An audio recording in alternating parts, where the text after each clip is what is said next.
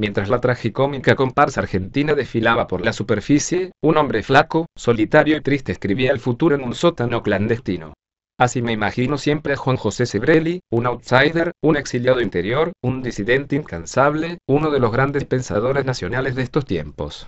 En realidad, no era literalmente un sótano sino este pequeño departamento desde donde el ensayista enfrentó las modas, las corrientes políticas altisonantes que luego se cayeron a pedazos y los sucesivos y breves entusiasmos populares que derivaron en fracasos notorios. Sebrelli, que ayer cumplió 82 años, resistió dando cursos y escribiendo libros, ajeno a becas y universidades y a partidos políticos y a prebendas. Solo con su alma, intensamente desoído por muchos y fervorosamente seguido por sus lectores. Siempre que Juan José se piensa a sí mismo lo hace como un asilado en su propio país y rodeado de una sociedad que se ha vuelto loca. En 1973 se recuerda en el bar La Paz los peronistas de derecha y de izquierda bailaban sobre las mesas para festejar el regreso de Perón. Creían que traería la pacificación necesaria, me cuenta con sorna. No había forma de decirles que eso no era posible. Perón venía con Firmenich de un brazo y López Rega del otro. El desenlace resultaba obvio, pero nadie quería verlo. Sebrelli era, por entonces, lo que sigue siendo el pesimista, el despreciado, el combatido. Una y otra vez volvió a suceder lo mismo en la Argentina. Con la pesadillesca algarabía popular del Mundial de Fútbol en medio de la dictadura más atroz. Con la guerra de Malvinas yo soy uno de los únicos intelectuales que me opuse y me sigo oponiendo a esa locura, contra todo el desprecio del resto de la intelectualidad nacional y de la sociedad entera. En aquellos años, me abandonaron muchos de mis alumnos por esa posición. Otros siguieron, pero escuchándome como un demente.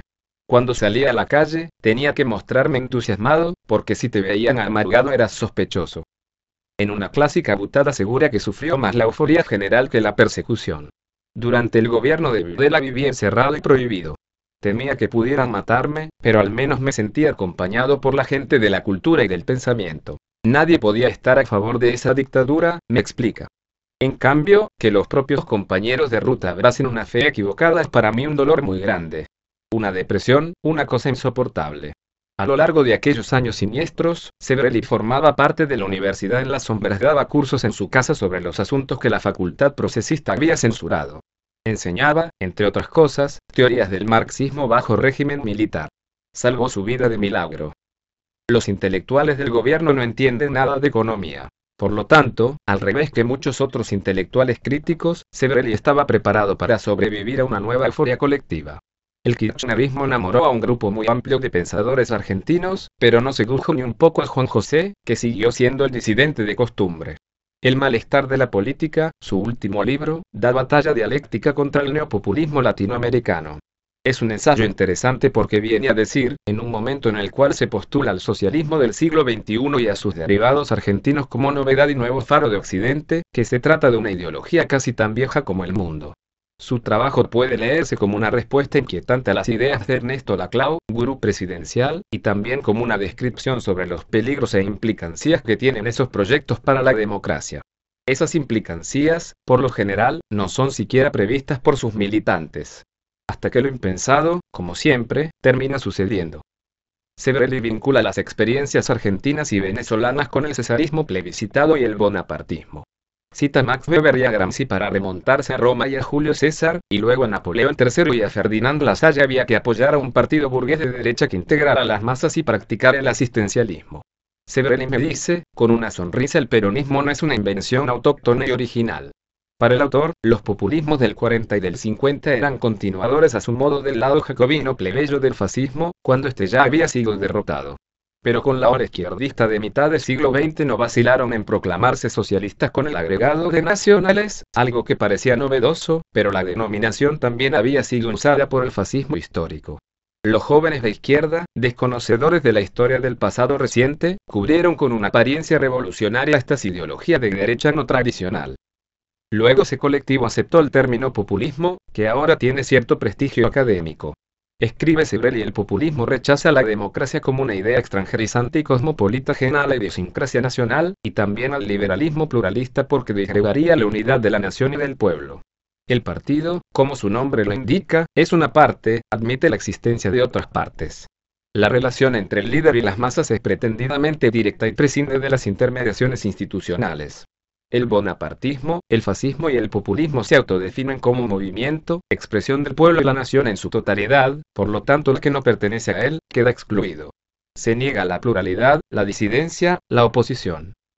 Le recuerdo, sin embargo, que el kirchnerismo se presenta como un movimiento nacional y popular, pero también democrático. Juan José me mira fijo, tergiversan la palabra democracia, le ponen adjetivos. Y un adjetivo le cambia el significado. El estalinismo también hablaba de la democracia popular. Pero eso nada tenía que ver con la democracia. Yo defiendo enfáticamente el sufragio, pero digo a la vez que no es suficiente. Mira, nadie subió al poder con métodos más democráticos e institucionales que Adolf Hitler. Para que exista una verdadera democracia, debe haber un gobierno de mayorías y de minorías. Te doy un ejemplo pequeño. En Canal 7 la oposición legal no podría tener ni siquiera un programa. El bonapartismo es un sistema reaccionario con amplio apoyo popular. Me inquieta cuando el ensayista coincide con la oposición chavista en describir estos modelos con el apelativo totalitarismo light. Cristina no reivindica a Perón, pero Chávez sí lo hace. El problema es que Cristina imita a Chávez. Es una paradoja. En su libro hay una referencia al PRI mexicano, el partido único que, como el peronismo actual, se iba sucediendo una y otra vez a sí mismo, y al que Mario Vargas Llosa denominó la dictadura perfecta. Me viene a la memoria la polémica pública entre Vargas Llosa y Octavio Paz, quizá porque representa mi disidencia con Sebrelli. Aquella vez, Mario dijo el PRI es la dictadura perfecta, con una retórica de izquierda que reclutó eficientemente a los intelectuales, sobornándolos de manera muy sutil a través de becas, de nombramientos, de trabajos públicos. Un partido único, una dictadura muy sui generis. Que fue incapaz de mejorar la distribución de la riqueza. Las desigualdades persisten. Paz, incómodo, le respondió que no era una dictadura ni una dicta blanda, sino el sistema de dominación hegemónica de un partido. Un régimen. Aunque le admitió en voz alta que la gran lucha de todos estos años fue por el pluralismo, que es lo que la voracidad populista suele poner en riesgo. Según Sebrelli, la administración cristinista tiene algunos rasgos de totalitarismo light: la entrada en las escuelas de la cámpora, el batallón militante en las cárceles, la exaltación de los barra bravas, los subsidios para grupos de choque disimulados dentro de asociaciones sociales, la exacerbación de la propaganda signo cesarista típico, la presión a la prensa, enumera, y si lo dejo podría estar toda la mañana. Destrucción de los sistemas de control, condicionamiento de la justicia, política antifederal, desdén por los conceptos republicanos. Un día escuché a un intelectual kirchnerista decir lo indecible: la democracia trajo desigualdad, la democracia es de derecha. Se lo mencionó a Sebrelli. El neopopulismo tiene influencia en viejos izquierdistas, exmarxistas leninistas que se han metido en ese movimiento, describe. Claro, la democracia es gris. No tiene épica. Y a las multitudes les encantan las puestas en escena, los actos simbólicos. Los intelectuales que aparecen cercanos al gobierno no entienden nada de economía. Es más bien gente que trabaja con textos y con simbología. El campo en que se mueven pertenece a la filosofía de la literatura. Y ahora están haciendo una literatura de la política. También hubo muchos intelectuales que apoyaron los movimientos del socialismo nacional en Europa. Además, como el peronismo es un sentimiento, según dicen, se caen todos los argumentos. ¿Cómo se discute un sentimiento, una fe? Aparte, con un crecimiento macroeconómico sostenido, ya las desigualdades en la Argentina deberían haber desaparecido, ¿no? Y eso no ha pasado. El kirchnerismo, en lo económico, imita al gobierno del 45 al 50, luego Perón se volvió desarrollista y liberal. En lo cultural, imita los años 70, y tiene toques de modernización progresista, como el matrimonio igualitario, que conquista una cierta progresía. Leo en el malestar de la política. La originalidad del bonapartismo consiste precisamente en ser un sistema reaccionario con amplio apoyo popular. Ciertos progresistas olvidan esta peculiaridad cuando pretenden negar el lado fascista del populismo. Subrayan el apoyo de las mayorías, como si esa sola presencia fuera una garantía de democracia o de conducta revolucionaria. El kirchnerismo le da negocios a la clase alta, consumo a la clase media y dádivas a la clase baja. Para el autor de Crítica de las Ideas Argentinas, el modelo kirchnerista contenta a la clase alta con negocios y subsidios, a la clase media con consumo y a la clase baja con dádivas. El bonapartismo, agrega, se sostiene con fondos del Estado, y cuando las arcas quedan exhaustas empiezan los problemas.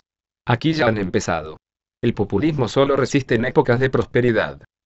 Utiliza algo de su escepticismo amargo para describir a la oposición es también populista. Y confiesa: lo que más me preocupa no es el gobierno ni los partidos opositores, sino la sociedad argentina, que en su mayoría es voluble, nacionalista, estatista, prebendaria. Ha apoyado toda la vida sistemas políticos nefastos. En la página 367 de su libro anota cambiar al hombre para que cambie la sociedad o cambiar la sociedad para que cambie el hombre. Una pregunta lleva a la otra. ¿Es necesario reformar el Estado o reformar a la sociedad civil? El exiliado interior que escribe en las catacumbas de la era kirchnerista me despide en la puerta. Salgo de su legendario departamento cavilando que su argumentación contracíclica y a veces injusta ayudó siempre a pensar, y que después la historia le fue dando dramáticamente la razón. ¿Volverá a suceder lo mismo con este tiempo imborrable?